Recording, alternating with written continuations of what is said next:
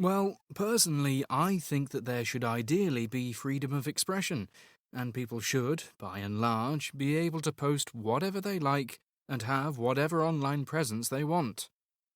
However, going beyond the everyday uses of the internet, there is a very serious element to this, and I don't think there should be absolute freedom, insofar as there should be limits to what is acceptable.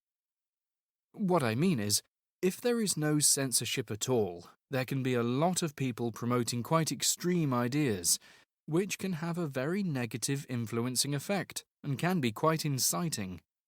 Considering that this can have some very serious consequences, I really can see the need for censorship, or monitoring and blocking certain individuals or organizations at least. Also, as far as the individual is concerned, some people can be victims of abusive content and things like flaming, insulting people online, and cyberbullying.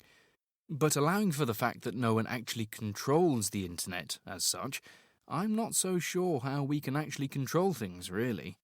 I mean, who do you censor? And how exactly?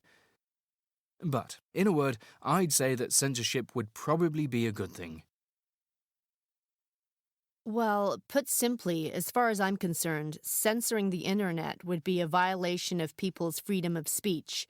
And this would actually be illegal in my country, the USA, where the First Amendment prohibits any laws that infringe freedom of speech. So why should it be any different with the internet? However, the real issue for me is that internet censorship could open the door for the powers that be, those doing the censoring, to follow their own agenda, whatever that may be. So who's going to oversee or censor that? That to me is the main issue.